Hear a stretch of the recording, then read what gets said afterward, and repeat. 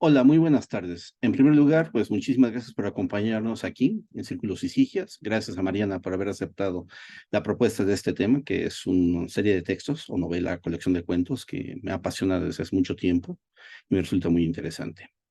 No perdamos más tiempo y vamos a hacer la presentación. Entonces, iniciemos con esto y vamos a compartir la pantalla. ¿Qué les voy a contar? Les voy a contar acerca de una obra que se llama Kirin-Yaga, escrita por Mike Resnick. En pantalla pueden ver la primera vez que se publicó el cuento, porque voy a aclarar, Kirin-Yaga corresponde también al nombre de la novela como al primer cuento que se publicó. Y eso ocurrió en noviembre de 1988. Esa es la imagen que he conseguido de la portada, donde empezó todo. ¿Quién es Mike Resnick? Pues aquí en América Latina, y normalmente en Hispanoamérica hablamos de autores, Úrsula K. Le Guin, hablamos de repente Philip K. Dick, Isaac Asimov, pero a veces hay otros autores que también han cobrado mucha relevancia, son prácticamente grandes maestros de la ciencia ficción, y Mike Resnick es uno de ellos. Tiene una cantidad de nominaciones y premios bastante interesante. Ha sido nominado, como han visto, una cantidad, creo que es el segundo que ha sido más nominado, los que estuvieron vivos los últimos 20 años. Y bueno, algo que recurre muchísimo en su texto es a lo que viene siendo la fábula y leyenda. Es muy común en sus textos y hay un segundo tema, África. ¿Y por qué nos importa? Porque precisamente la novela tiene elementos africanos muy fuertes y entre ellos, pues, visitó Kenia. En pantalla, esta es la portada de la primera versión, cuando colectaron todos los cuentos, al añadió un prólogo y puso un epílogo, donde fue el que cuando yo tuve acceso, yo recibí este libro más o menos por ese año, por una serie de azares, me llegó a México y cuando leí me quedé asombrado. Era en pastadura, cometí el error de prestarlo, lo perdí, bueno, hasta hace poco conseguí una versión en paperback, en blando. Todo que tenemos que estar ubicados es Kenia. En Kenia precisamente se nombra por el monte Kenia y tiene características muy importantes porque está relacionado precisamente pues con lo que va a suceder en el escenario, no en la tierra, en el espacio. El nombre es tomado del Masai, Kirinyaga, que es montaña de luz. Entonces, aunque la capital es Nairobi, el monte Kenia está aquí. Y va a estar ubicada realmente la acción en el monte Kenia o Kirinyaga, en el espacio, y no olviden, aquí es donde va a cerrar el ciclo de textos. Y si alcanza el tiempo, explicaré por qué. Y si no, lean para que vean cómo cierra. Kirinyaga es un lugar maravilloso. Es un volcán que es altísimo en sus tres picos, el mayor 5.200 metros prácticamente. Es algo que la ONU ha buscado proteger. Muy importante para el turismo, muy importante por su belleza, lo pueden ver en las fotos. Tiene enorme biodiversidad. Es un lugar donde constantemente hay grabaciones para documentales de vida salvaje en África.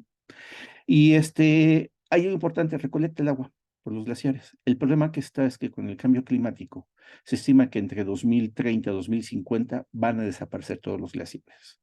Y precisamente pues va a perder la característica que le dio el nombre. Y varios grupos étnicos viven allí. Esos grupos étnicos que viven, nos va a interesar los kikuyus, aunque en una de las narraciones va a aparecer un masái, viven. Y en este mapa que pueden ver, a ver aquí es precisamente, está rodeado de valles, el volcán, del cual cae pues, el agua, y es lo que permite desarrollar culturas basadas en la agricultura, y que también es una costa muy importante en la narración. Ahora comentemos de Kirin-Yaga.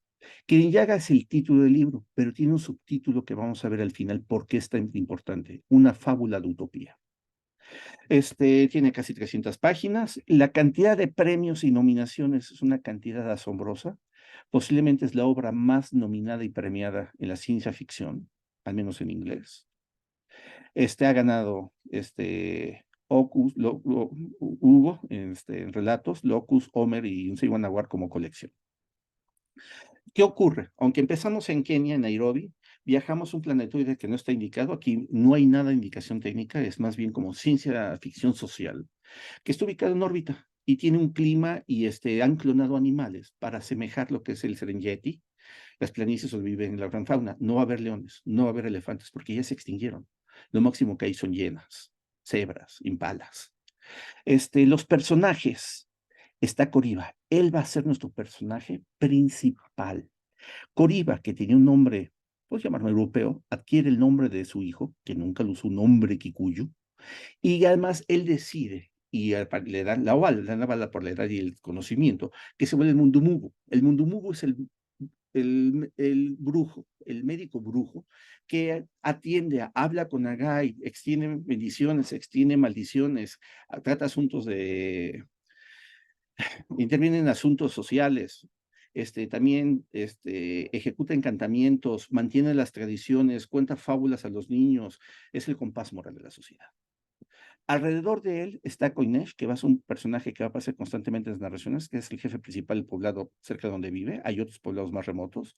Nedemi, que es un niño muy inteligente que entiende y mete las fábulas, y Koriba pretende volverlo y convertirlo en el próximo Mundumugu, el próximo médico brujo.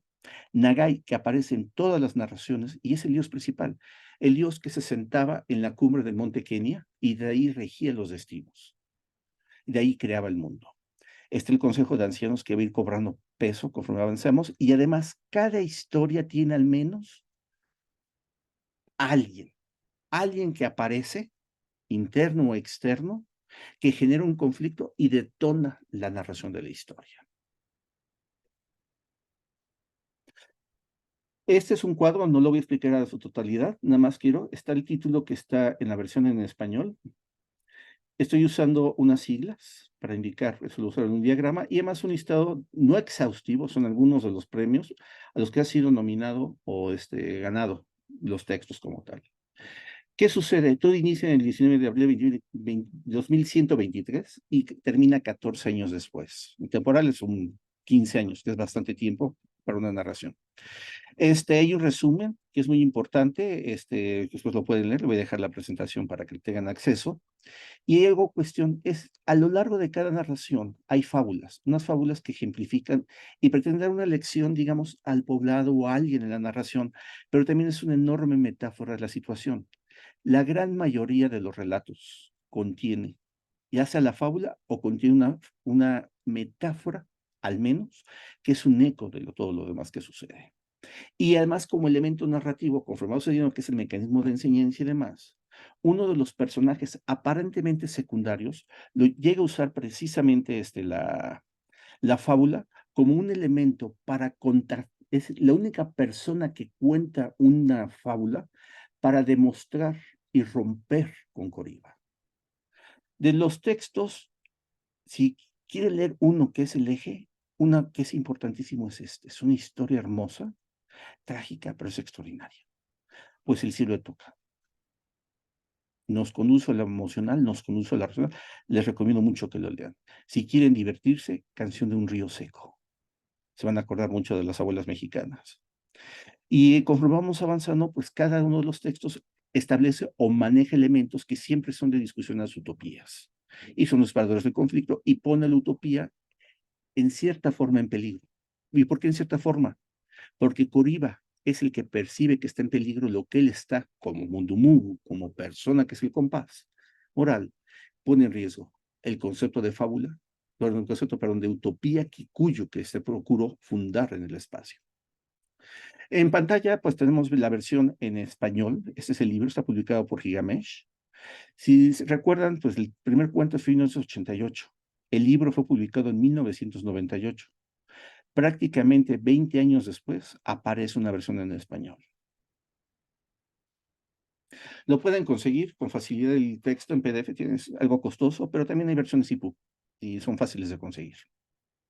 Este, Kirin, cada historia tiene cierta estructura. Koriba siempre es el narrador, primera persona, y bueno, no es confiable. Vamos a saber todo su punto de vista, sus pensamientos y cómo percibe el mundo. Y a través de eso, pues a veces nos va a desesperar, nos vamos a quedar con cara de what, no vamos a estar de acuerdo, otras veces, ok, qué bueno que hiciste eso, y al mismo tiempo, hasta inclusive vamos a llegar a sentir compasión y lástima de él. Y en el cierre es un cierre que la mera verdad, pues deja muchos pensamientos, se suma dentro del final de la historia como se tienen que sumar las leyendas. Predomina el diálogo es el motor de narración, y es un maestro, Mike Resnick en eso. Y las estructuras, pues siguen la forma clásica: inicio, desarrollo, resolución, con unas diferencias importantes. Al principio casi siempre hay algo relacionado con Nagai, su trono en Presidente Kirinyaga, y algo que pasa que nos forma una especie como de inicio, preludio a lo que va a suceder como conflicto. Se presenta el suceso personaje que dispara el conflicto y nos va a llevar a través de la narración, nos va a traer. Y tarde o temprano Coriba va a narrar una fábula a los niños o adultos que es una metáfora de la situación y el por qué debe preservarse el bien. Eso sí, puede haber más de una. Puede haber, o cuando no hay metáforas en un momento dado que también tienen la misma función. Y el único que llega a contar fuera de la niña que los niños lo que hace es recitar de memoria una que Coriba había dicho, Nedemi usa estas parábolas, estas fábulas para demostrar su punto y es un punto de quiebre, de rompimiento. Es importante también el uso de las fábulas. Sigue el desarrollo, sucesos muy interesantes del reflejo de la cultura, lo que es lo tradicional, lo que plantea el otro, las discusiones, hasta que se resuelve. En unos momentos Coriba logra resolver a favor, muchas veces, poco a poco se va a dar cuenta que algo sucede. Nuevamente, así como dije, este es el arte del cuento traducido a novelas. ¿Por qué? Porque realmente esta obra se mueve en ambos ámbitos. Ustedes pueden leer cada cuento de forma independiente y van a entender, está autocontenido el cuento. Cada cuento tiene su conflicto, tiene su personaje principal, tiene una especie de antagonista o el que dispara el conflicto y tiene un arco narrativo con una resolución. Pero al mismo tiempo, sumados todos los cuentos, ya tiene una extensión, una novela, casi 300 páginas. Y hay cuestiones que poco a poco, subterráneamente, se van desarrollando y se van presentando. Y en ocasiones algún personaje, como Demi, llegan a ser el protagonista en alguna narración. Entonces, hay arcos, hay cabos sueltos que se abren en un lugar, se medio cierran en otro, y hay algunos que nunca se van a cerrar. Eso corresponde más a novela. Pero lo más importante, hay un protagonista que tiene un arco narrativo a lo largo de toda la obra, en las narraciones principales, aunque es evocado en el prólogo y en el epílogo, que es tiene la importancia. ¿Recuerdan las siglas? Las siglas están aquí. Es prólogo, el primer texto que se llama Kirinyaga, porque he tocado el cielo, Buana, etcétera, etcétera, etcétera. El protagonista, para mí, porque es una visión muy personal, pues precisamente va a sufrir una serie de transiciones, pero una evolución que voy a llamar que es positiva, que tiene un desarrollo positivo de crecimiento. Y ahorita vamos a ver qué caracteriza eso. Y además, este crecimiento ocurre a través de los 14 años que cubren el ciclo de narraciones. Pero aquí quiero enseñarles algo. Aunque les dije que Coriba aparentemente es el protagonista, no, es el personaje principal, pero digamos que más bien no es el protagonista y tiene su arco. Él vivió en Europa, aprendió en Europa, sabe cómo funciona el mundo llamado blanco. Decide que quiere ser Kikuyu y fundar una utopía Kikuyu. Y de repente hay un momento en el cual, pues ya que se funda, a partir de ahí hasta el final, su arco realmente es una línea recta. Es inflexible a como da lugar. Él siempre busca atraer a lo que es su visión, el resto de los sucesos, el resto de los pobladores, el concepto de Kirinyaga, a lo que él debe de ser la utopía Kikuyu por excelencia, una utopía pura. Por eso es una línea recta. Unidas las dos, ¿qué ocurre? Tenemos esta situación. Pues precisamente, pues él aprende, surge la posibilidad de construcción y que se genere Kirinyaga, el planetoide terraformado y donde viven ellos. Y cuando inicia es precisamente cuando él se va a vivir allí.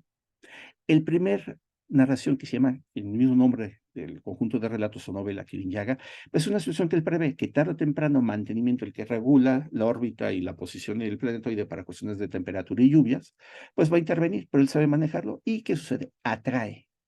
La segunda narración, ¿por qué he tocado el cielo? Y por favor, léala, es un rompimiento que va a llamar y va a ser preludio al resto de los sucesos que van a tensar la situación y la visión de Coriba.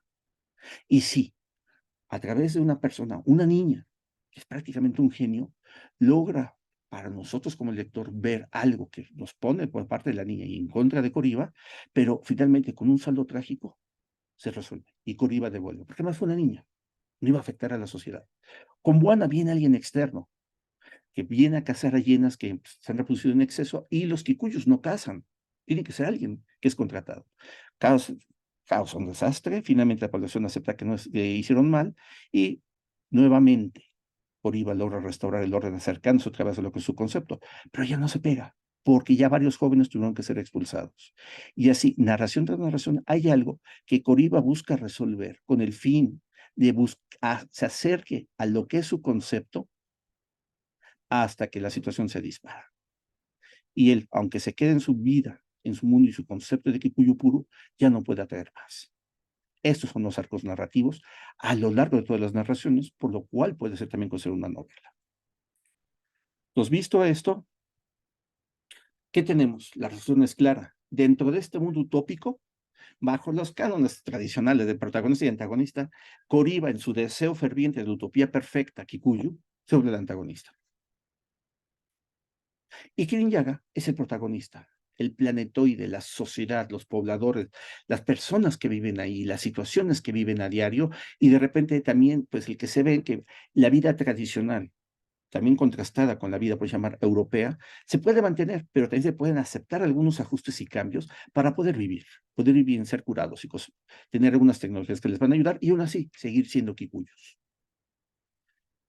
Yo sí voy a aclarar que hay una pequeña contra en la narración, cuando uno lee todos los cuentos, porque uno va leyendo y de repente hay ciertos párrafos o textos o diálogos que yo dije: "Sí, ya lo leí, ya lo leí, ya lo leí". Es una repetición. Se entiende cuando son cuentos por separados, publicados a lo largo de 10 años. Y bueno, pues Mike Resnick decidió que así quedaba, no iba a editar todo. Entonces, por eso también es un argumento a favor de que es una colección de cuentos.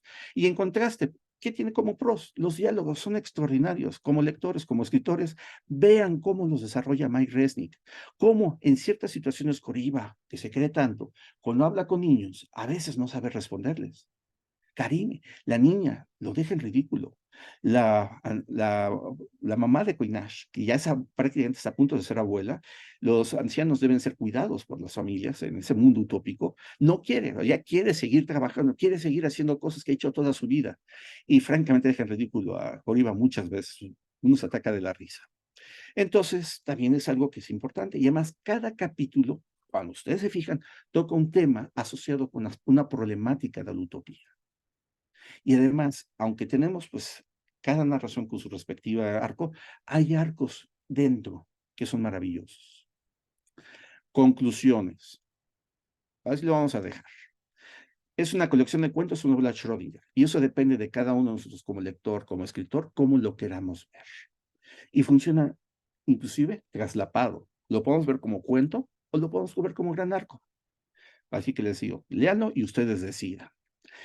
Para mí me parece extraordinaria, la narración me parece extraordinaria, los personajes, todo lo que se presenta, y por algo ha sido tan galardonada. Y además, no solamente es esa ciencia ficción que de repente es muy racional, tiene mucho de manejo de emociones. A veces nos ponemos de parte de Koriba, a veces en contra, otros personajes, y más de una vez nos rompen el corazón. Este, Les dije, hay personajes memorables, hay frases, escenas o tejido narrativo que también por sí mismos son memorables y conducen a la reflexión. O sea, corazón, mente está ahí. Hay una frase que siempre se me ha quedado: sé por qué muere el pájaro enjaulado, pues como él el cielo he tocado. Lean ese cuento, donde precisamente Camari deja ese texto en la piel de búfalo, y al leerlo va a tener un golpe emocional como pocas veces sucede en una narración. Pues, así, pues, también a lo largo de todo esto vemos que algo que también conocemos por el ejemplo que es lo que se llama Neomelas, toda utopía tiene su antiutopía inmersa. Y aquí, Koriba, al buscar una utopía perfecta, es precisamente la utopía. Nada puede permanecer tal como es. Y en esto, como en resumen y conclusión, esto, pues sí, que se fijan en el subtítulo, efectivamente es una fábula utopía. Y recuerden algo de las fábulas. Toda fábula tiene una moraleja. ¿Cuál es la moraleja? Efectivamente, si algún día se funda y tenemos una utopía, lo va a hacer por un instante. Va a ser perfecta, pero no va a ser permanente. ¿Por qué? Porque estamos nosotros, la sociedad, personas, que también cambiamos y cambian nuestras interacciones y no va a permanecer, va a tener que modificarse. Y con eso, precisamente, como él lo menciona, Kirin Yaga se convirtió en una utopía que no supo cuándo llegó y se fue que se diera cuenta. Y así sucede en la vida. En las presentaciones tengo una postdata, hay una segunda parte que Limanjaro, que es una noveleta. Les recomiendo que consigan la versión en español, porque no solamente viene Kirin Yaga, sino también viene esta noveleta, y es un contraste muy fuerte. Bueno, quiero que lo lean. No es tan poderosa como las primeras narraciones, pero vale la pena como cierre. Y además, pues, siempre como expongo ahí una serie de temas adicionales por analizar y exponer alrededor de una obra, un movimiento, cuestión de ciencia ficción. Yo sé que no soy presente, cualquier duda, comentario, por favor, háganmelo llegar a través de Mariana y con gusto les responderé o búsquenme en redes sociales. Con facilidad se me ubica en Facebook y con gusto puedo establecer un diálogo y responder a dudas. No dejen de leer, al menos lean el cuento que les estoy comentando, esta niña, y pues bueno, eso es todo. Muchísimas gracias.